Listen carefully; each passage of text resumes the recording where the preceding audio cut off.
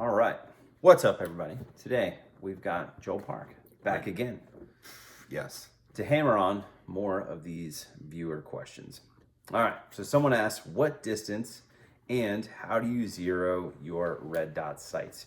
Do you rest the pistol on something or do you just slow fire? I just close my eyes and hope for the best. Bam. Exactly. I zeroed it like 3 yards. All right, here's a I don't know if we can call this a hot take or not, but I feel like you should zero at the distance in which you can actually send a group. And by group, I mean like 2 inches or less, right? If that's 10 yards, then you need to zero at 10 yards. But if you're telling me that you like a 25-yard zero, but you can only shoot a 10-inch group, that's not a zero. That's a kind of a vicinity. Area of effect. Yeah, that's an area code. We need like very, very tight group when we're zeroing. Okay. I zero at 25. I zero all of my red dot pistols at 25 yards. And I don't rest them on anything. I do everything standing. What I've found is when I do it on like some sort of rest, I just push the gun all over the place. Like the group is worse than me just standing there looking at, you know, the little black paster that I want to hit and just pulling the trigger really, really carefully. So 25 yards, I stand there just offhand and shoot, right? And again, what I'm looking for is a group that's 2 inches or less. Otherwise, it's not really data. The tighter you can get the group, the better. And again, if that's at 10 yards for you, then you zero at 10 and then maybe go confirm or something at 25, just to make sure like the windage and everything is where you would want it to be. How about you? I have some stuff that you might not like, and if Okay. so, you can't spare my feelings. Okay. So here is my recipe for zeroing. I'll shoot it at a closer distance, let's say 7 yards, and all I worry about in the world is just the windage, just the left or right. So you already getting annoyed? Yeah, that gives me like that annoys the crap out of my like Perfect. I love this. ADD. Okay, so I'm not worried about the up and down. I'm just worried about the left and right. So at 7 yards, like gradually press the trigger. I'm going to elaborate more about that. That'll probably annoy you too. So you just leave it? I just leave whatever it's at. It's fine. It just because it's not going to be the same. So I'm jumping around now a little bit. I'm very sorry. We have to talk about height over bore, like trajectory. Because up close, if it's really low and you move it up, then at distance, it's going to go somewhere else weird. So I just leave it where it's at. Who cares? At 7 yards or so, just worry about the right to left and get it centered up. Then I move back to the desired distance. Normally for me, it's about 20 yards, somewhere in there. And I just eyeball it. I don't pace it off or use a tape measure or laser rangefinder. 20 yards-ish is fine. Mm-hmm. Then when I shoot, oh, you're already annoyed too? I love this. Then all I do then is mainly worry about the up and down, so the elevation. So then maybe it'll be a little bit left, a little bit right. If it's way off, you have a problem, you just sort out if it's marksmanship. This is kind of an easier way to get you zeroed. So then at distance, all I'm worrying about is the up and down. And like what you said, you need to shoot a group. I won't even say 2 inches. It needs to be at least fist sized at the very worst. Like that's the bare minimum. Anything bigger than that, it's like a mini basketball or a basketball. Like that's just too, like you said, it's like, it's not really zeroed. And if you have an issue, you can move back 15, whatever is fine. I want to ramble a little bit about pressing the trigger because I think this is important also. Too many people get the sight, well, maybe touch the trigger, get the sight to where you want it. It's like, that's the spot. When you get to the spot, if you press the trigger immediately, most people will influence the gun in some way. Instead, I want you to place your focus on the target, the little molecule you want the bullets to go. In the meantime, the dot will kind of float between you and the target. And while it does that, I just gradually keep increasing pressure on the trigger. Slowly, slowly, slowly, slowly, slowly. And at some point before the sun goes down, the gun goes off. Mm-hmm. The way I think about it is just rolling on pressure. So it'd be like a half a pound, 1 pound, a pound and a half, 2.5 pounds, 3.5 pounds, 4 pounds, 4.5 pounds, 5 pounds, and like rolling on pressure until it goes off. Mm-hmm. I don't want to have a situation where I pull like 2 pounds, I do some aiming, like that's the exact spot. And when I get to the exact spot, I pull the rest of it. So the dot just floats around the target. I gradually apply pressure. At some point, it goes off. Would it be fair How to much say, of that did you hate? I don't like the zero, the not fixing it. Um, Okay. Good. how much of zeroing is slowing down and getting your hits? All of it. That's what I was about to say. I Pretty much all in of my it. heart, I don't care how long it takes. Yeah. And then I think I'm hyper focused on my firing hand.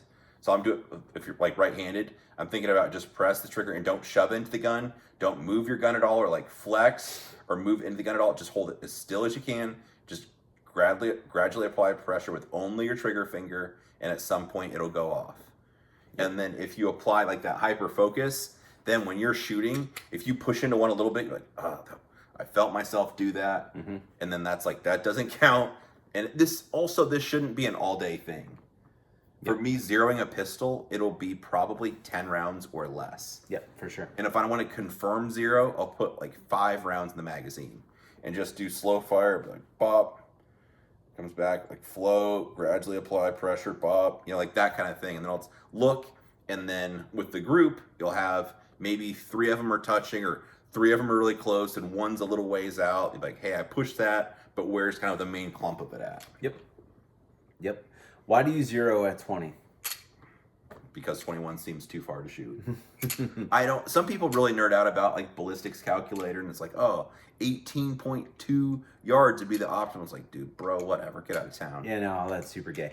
So It's retarded. the reason that I zero at 25 is because I don't want some sort of holdover at distance, right? Like, I get it. I'm going to have to hold over on, a high value, a partial that only has the head exposed. Like, yeah, there might be a little bit of holdover if I'm trying to score alphas, like that target up close, like inside of high value target. I think you're trying to shoot high value targets. High value target, exactly.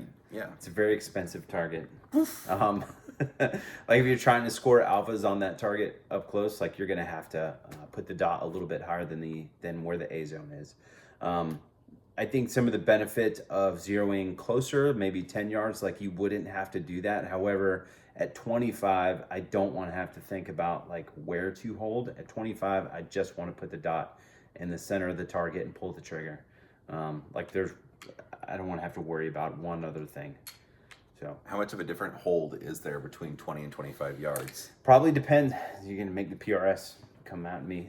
It's probably depending on how high the sight is over the bore, and a lot of these guns are going to be a little bit different. So like, it kind of depends. It might be an inch, maybe it's less, maybe it's more. It just kind of depends on. It depends on the center of the bore and where your sight is. After seeing how scientifically you mount red dots, I'm concerned. I'm amazed you're concerned at such things, sir. I don't shoot PRS anymore. Oh, okay. That's why there was dust on the. What do you call that thing? Torque wrench. At least you found your torque wrench, yes. Yeah. You mount you do foot pounds when you're installing screws. I know what 15 inch pounds feels like. Sure thing. So how about this? Just the important part is that you have a zero you can trust, or that is good. Also, if you change different types of ammo, it'll change a little bit.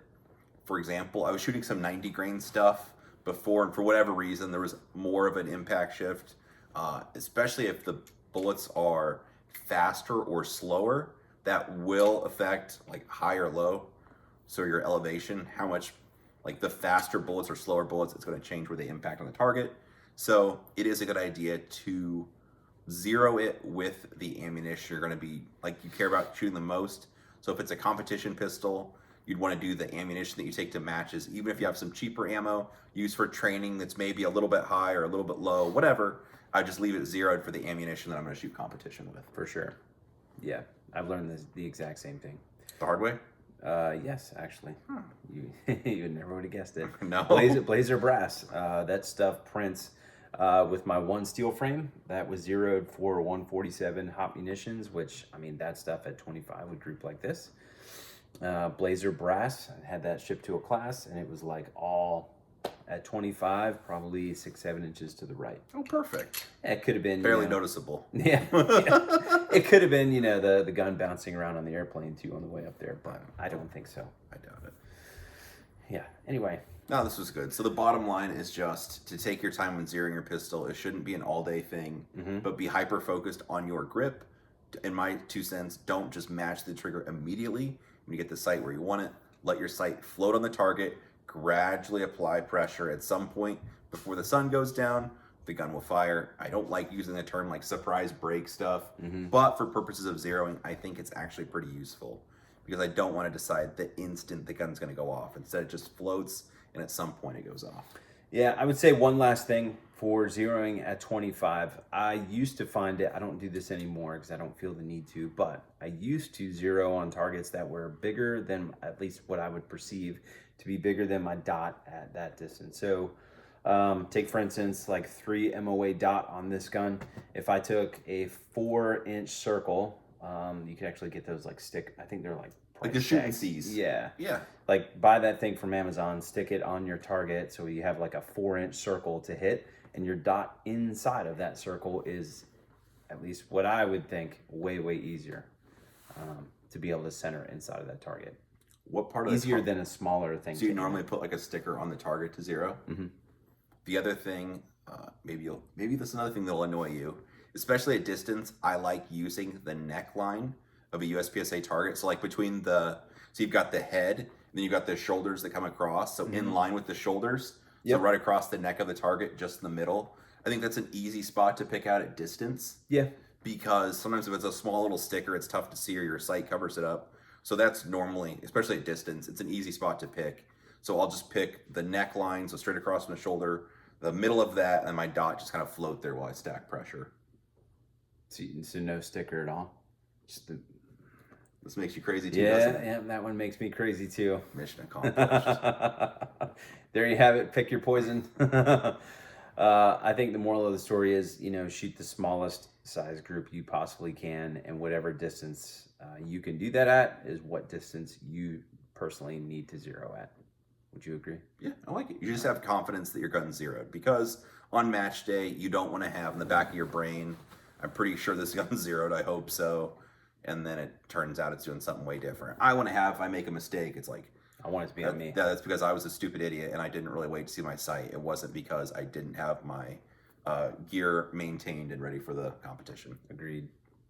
All right. Very good. If you guys have any questions, comments, concerns, drop them below. If you want to say which one of us is wrong, probably me, at zeroing, and how it needs to be 25 meters using our laser rangefinder, you can drop that below. I was going to say you could go find Joel at his website if you're looking for classes, but we'll leave that out. I was going to say you can just meet me in the parking lot. We'll settle this like men.